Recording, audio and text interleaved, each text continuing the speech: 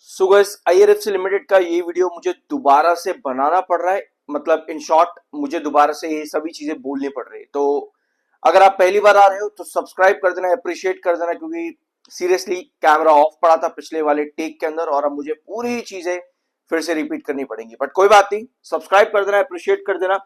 शुरुआत करते हैं आपके आईआरएफसी लिमिटेड से। अपडेट्स हमारे पास क्या है, पॉइंट्स हमारे पास क्या है, इस वीडियो में हम लॉन्ग टर्म और शॉर्ट टर्म ट्रेंड्स को सही तरीके से समझेंगे कि आईआरएफसी या फिर आपके जो रेलवे स्टॉक्स है ना, वहां पर आपको ये फॉल क्यों अभी तक देखने को मिला है। ठीक है, ऑल्दो आरवीएनएल और इरकॉन दोनों ही मर्जर के लिए जा सकते हैं, इसके अपडेट्स मार्केट में अवेलेबल हैं और नेक्स्ट वीडियो आज ही के दिन हम इन दोनों पर भी लेंगे, आरवीएनएल और आपके इरकॉन के ऊपर। तो तब तक के लिए सब्सक्राइब कर देना ताकि जैसे ही वो वीडियो भी आपके पास आए, आपके पास पहला नोटिफिकेशन आ जाए। अब शुरू करते हैं आपके रेलवे से, आईआरएफसी लिमिटेड या फिर आरवीएनएल। अभी हम आईआरएफसी की बात करते हैं। ठीक है, हाई ऑपरेटिंग रेशियो यहां पर चल रहा है। रीफाइनेंसिंग ऑफ डेट, ये जो टर्म है ना, ये रीफाइनेंसिंग ऑफ डेट यानी कि बोरोइंग्स बढ़ाना बार बार, ताकि कंपनी अपने नेट कैश फ्लो को भी उठा सके। इसको हमने आईआरएफसी लिमिटेड के लास्ट वीडियो में डिस्कस किया था इसी हफ्ते में। ठीक है, इसी हफ्ते में ये चार्ट आपको दिख रहा है, आईआरएफसी लिमिटेड का चार्ट है। यहां पर आपको ट्रेंड्स नजर आ रहे हैं 112, 95 और 103 और 78। ये चारों पांचों जो ट्रेंड यहां पर आपके स्क्रीन पर है ना, ये बहुत ज्यादा इंपॉर्टेंट है आईआरएफसी लिमिटेड के अंदर। इस वीडियो में, लास्ट वीडियो में मैंने आपको ये सिखाया था कि कोई भी गिरावट कहां तक और कैसे और क्यों जाती है। अब रीजंस आपके सामने है कि बजट जो आता है ना रेलवेज का, वो एक चैलेंज लेकर के आ रहा है बार बार। क्या चैलेंजेस हैं? रीफाइनेंसिंग ऑफ डेट, आपका मॉडर्नाइजेशन के लिए खर्चा ज्यादा हो रहा है और साथ में सेफ्टी पर्पसेस के लिए भी आपके खर्चे ज्यादा हो रहे हैं रेलवेज के अंदर। अब ये एक बड़ा कंसर्न निकल करके आता है, सेफ्टी फंडिंग लगातार यहां पर ऑन है और ये चीज 2024 के ही बजट से आपको देखने को मिल रही है रेलवेज में। और तभी से ही, मतलब 2025 का अगर आप फाइनेंशियल ईयर मान करके चलोगे, और तभी से ही आपको रेलवेज के स्टॉक्स में गिरावट भी देखने को मिले। धीरे धीरे करके आप एक डाउनवर्ड मोमेंटम के अंदर ही चले हो। अब इसका मतलब यह है कि हमें इन चीजों को इंप्लीमेंट करना पड़ेगा जल्द से जल्द। क्या तब तक हमको गिरावट देखने को मिल सकती है? इसका सवाल कैसे मिलेगा? मैं आपको एक बहुत कॉमन सी चीज बताता हूं। आप लोगों ने यह सुना होगा, किसी भी स्टॉक में जब गिरावट आती है ना, आप सुनते होगे कि भाई अब ये और गिरेगा, अब ये गिरता चला जाएगा, अब देखना ये इतना हो जाएगा, इतना गिर जाएगा। और जब कोई स्टॉक बढ़ रहा होता है तो आपको सुनने में आता है सोशल मीडिया पे कि भाई अब ये बढ़ता ही रहेगा, अब ये इतना हो जाएगा, साल 2030 2050 तक रख लो, ताबड़तोड़ रिटर्न देगा, 1 लाख हो जाएगा, 1,000 पे हो जाएगा। ऐसी चीजें आप लोग सुनते हो ना बहुत ज्यादा। लेकिन क्या ये सब चीजें पॉसिबल है? आप 2023 या 22 में सुनते थे कि आपका आईआरएफसी लिमिटेड, 2024 में भी सुनते होंगे कि 1,000 पे पहुंच जाएगा या 500 पर पहुंच जाएगा। लेकिन अल्टीमेटली आपको क्या नजर आया जब 2025 आया, 2026 आया? आपको वो 500 या 1,000 तो नहीं मिला, आपको गिरावट मिल गई। यानी कि ये जो बातें होती है ना सोशल मीडिया पे कि भाई ये इतना गिर जाएगा या इतना बढ़ जाएगा, इन सब के अलावा पूरा कॉन्सेप्ट को समझना ज्यादा जरूरी है।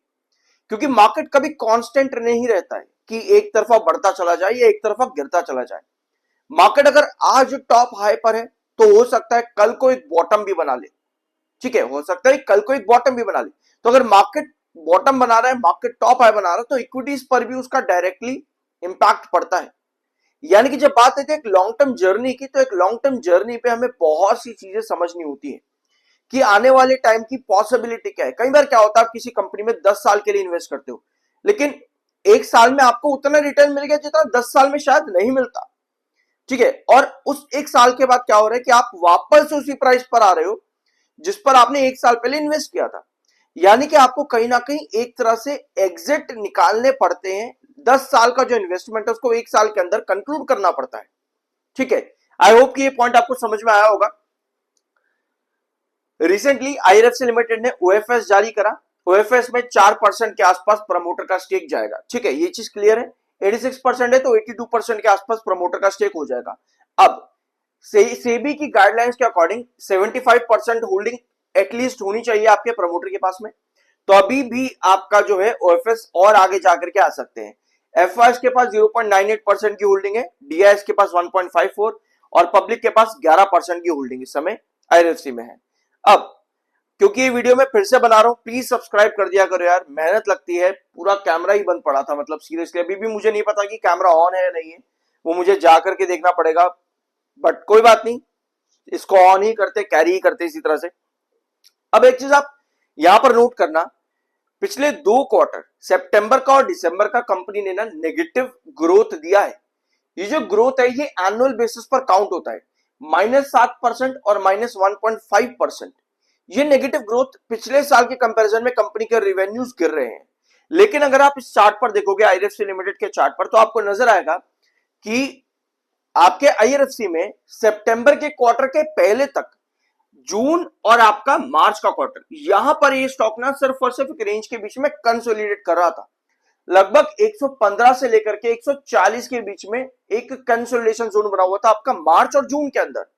लेकिन जैसे ही कंपनी ने सितंबर और दिसंबर दोनों ही क्वार्टर में नेगेटिव ग्रोथ दिया, आपके आईआरएफसी लिमिटेड में लगातार गिरावट आ रही है, लगातार गिरावट है। ऑल्दो रिसेंटली जब कंपनी में आपको प्राइस हाइक देखने को मिले, टिकट्स के प्राइस हाइक देखने को मिला, तो आईआरएफसी आरबीएल इन शेयर्स पर आपको तेजी में नजर आई, पर उसके बाद फिर से गिरावट है। क्या आने वाले क्वार्टर में कंपनी ये ग्रोथ को सही कर पाएगी? क्या आने वाले क्वार्टर्स के अंदर कंपनी रीफाइनेंसिंग ऑफ डेट या फिर बोरोइंग्स उठाना बंद कर पाएगी? क्या आने वाले टाइम पर कंपनी सिर्फ और सिर्फ खर्चे करने के अलावा नए इंफ्रास्ट्रक्चर डेवलपमेंट पर भी काम कर पाएगी? ये कुछ बड़े सवाल होते हैं जब भी आप लॉन्ग टर्म पर्सपेक्टिव पर किसी भी कंपनी में एंट्री करते हो। ठीक है, आई होप कि ये पॉइंट्स आपको क्लियर यहां पर होंगे। आईआरएफसी लिमिटेड 2 मीटिंग्स आपके आने वाली है। पहली तो 9 मार्च की बोर्ड मीटिंग है और 13 मार्च की कंपनी की रिकॉर्ड डेट है फॉर डिविडेंड, यानी कि 13 मार्च तक आपके डीमैट अकाउंट में अगर आईआरएफसी लिमिटेड होगा तो ही आप आपके डिविडेंड के लिए एलिजिबल रहोगे। 9 मार्च की बोर्ड मीटिंग कंपनी ने यहां पर रखी हुई है। टेक्निकली आईआरएफसी लिमिटेड इस समय बुलिश है, बल्कि बहुत ज्यादा बुलिश है। 28.9 का एमएफआई है, 26.3 का आपका आरएसआई है।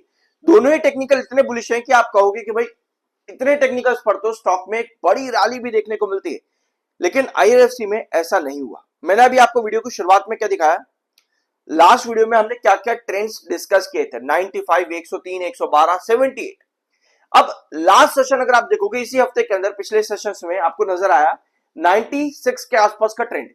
अब 95 और 96 के बीच में मात्र ₹1 का डिफरेंस है। अब यहां पर चार्ट पैन पर आओ, आपको इस चार्ट पर नजर आया कि आईआरएफसी लिमिटेड 96 पर ड्रॉप कर गया। 96 और 95 में कोई बड़ा डिफरेंस नहीं है, लेकिन ये चार्ट मैंने आपको क्यों बताए थे, क्योंकि अगर आप इसके पास्ट में जाओगे तो 96 और 95 पर स्टॉक ने एक कंसोलिडेशन जोन लिया था। इस वजह से मैंने आपके साथ, जब आप 103 पर थे, बल्कि 112, जब आप 112 पर थे तब मैंने आपके साथ डिस्कस किया था कि 95 आपका बेस है और उसके बाद 78 का आपका बेस है। यानी कि अगर ये गिरावट इसी तरह से कंटिन्यू रहेगी तो हमें कहां पर डिसीजन नहीं लेना चाहिए एंट्री का, हमें 112 पर नहीं लेना चाहिए क्योंकि 112 आपका फॉल करेगा। हमें 103 पर भी नहीं लेना चाहिए क्योंकि 103 भी आपका फॉल करेगा प्रेजेंट कंडीशंस के अकॉर्डिंग। यानी कि जब तक सिचुएशन नॉर्मल नहीं होती तब आप किसी भी एक बेस के अंदर अंदर इन्वेस्टमेंट अपॉर्चुनिटीज नहीं ढूंढ सकते। यहां पर आपको या तो स्विंग ट्रेड्स या फिर आपको शॉर्टर्स एक्टिव होते देखने को मिलेंगे, और यही चीज हुई भी। 96 तक आप ड्रॉप करके गए क्योंकि ये एक नया बेस है, तो 96 पर आपको क्या मिला, एक ब्रेकआउट मिला। लेकिन ये ब्रेकआउट सिर्फ और सिर्फ 103 तक ही गया। क्यों भाई? क्योंकि 103 आपका पहले बेस था, और जब भी आपका एक बेस टूट चुका होता है वो बेस बन जाता है रिजेक्शन। तो 103 आपका इंपॉर्टेंट रिजेक्शन है। यानी कि अगर आप चाहते हो कि आईआरएफसी में आपको ब्रेकआउट मिले तो आपको 103 का क्या चाहिए, 103 पे आपको एक हैंगिंग बेस चाहिए। अगर आपका 103 पर हैंगिंग बेस बनता है तभी आप यहां पर उम्मीद कर सकते हो कि आपको 112 देखने को मिले। अब 112 इसलिए है क्योंकि पहले ये आपका इंपॉर्टेंट बेस था, अब ये आपका इस समय रिजेक्शन है 112 का।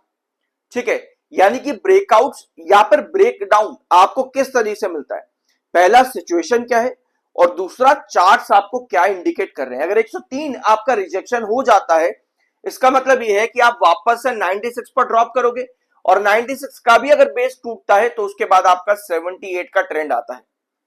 किसी भी ट्रेंड को ब्रेकआउट करने के लिए वहां पर हैंगिंग बेस जरूरी होता है या फिर एक सस्टेनेबल कैंडल।